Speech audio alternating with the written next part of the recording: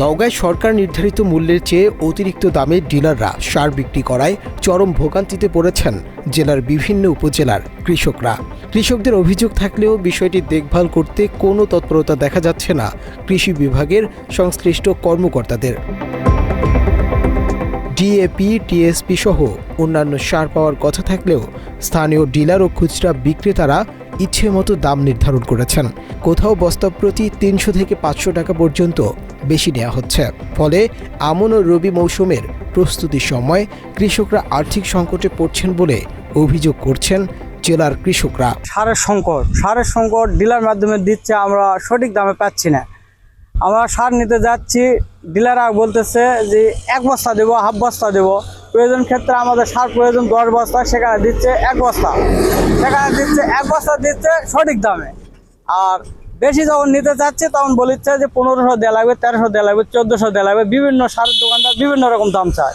তাহলে আমরা কৃষকের শান্তি কোথায়? তো মনে করেন যে আরো দাম কম আছে, এভাবে যে আমাদের থেকে নেয় তো আমরা কৃষক কিভাবে বাঁচবো? এই যে আমরা আলু লাগাই দিয়েছি, মনে করেন মাঠে দিতেছি, এগুলা তো অনেক খরচ করে আসতেছে। তা আমরা তো মনে করেন যেভাবে যদি আমাদের থেকে নেয়, ডিলাররা এভাবে বেশি নেয়, তা আমরা কিভাবে? আবার দেখেন যে অনেক জায়গায় সার পাওয়া যাচ্ছে না, এগুলা 2 বস্তা 3 বস্তা 4 বস্তা করে অনেক জায়গাতে সংগ্রহ করে আলু লাগানা, ডিলাররা দিচ্ছেও না, আবার দিচ্ছে তা মনে করেন দাম বেশি নিচ্ছে। বাত ব্যথা, প্যারালাইসিস কিংবা আর্থ্রাইটিস, আধুনিক ফিজিওথেরাপি ও পুনর্বাসন চিকিৎসায় নির্ভরযোগ্য নাম ডিপিআরসি। কৃষি বিভাগের সঠিক তদারকি না থাকায় এক শ্রেণীর অসাধু ব্যবসায়ী দাম বেশি নিয়ে কৃষকদের নিকট সার বিক্রি করছেন। নিয়মিত মনিটরিং না থাকায় সরকার নির্ধারিত মূল্য কাগজে কলমেই সীমাবদ্ধ থাকছে।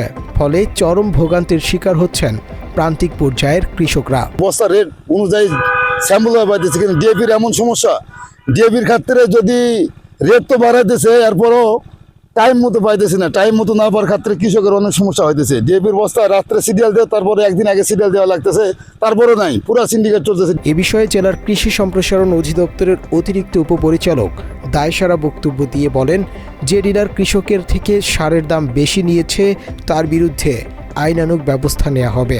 আমি সারের দাম বেশি নেওয়া করে কৃষকের অভিযোগ শুনলাম। আমি কৃষকের ভাইকে বলছি যে আপনি একটা আবেদন দেন, ওই যে ডিলার দাম বেশি নিয়েছে তার বিরুদ্ধে অবশ্যই আমরা ব্যবস্থা নেবো। কি দেখলেন, কি অভিযোগ? উনি বলতেছে যে আমার কাছে সারের দাম বেশি নিয়েছে, তো ওনার কাছে মেমো দেয় নাই।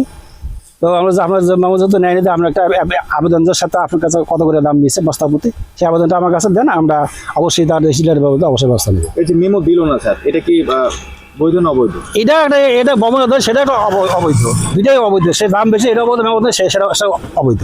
ডিলারদের ব্যাপারে কি ব্যবস্থা নেবেন? হ্যাঁ, আমরা আইন অনুযায়ী সেই ব্যবস্থা নেব, সমস্যা নেই। বাজার মনিটরিং জোরদার ও অতিরিক্ত দামে সার বিক্রির বিরুদ্ধে দ্রুত ব্যবস্থা গ্রহণ এবং মাঠ পর্যায়ে কৃষি কর্মকর্তাদের সক্রিয় ভূমিকা প্রত্যাশা করছেন জেলার কৃষকেরা। Muntasir Tastib, desk report, Bangla addition.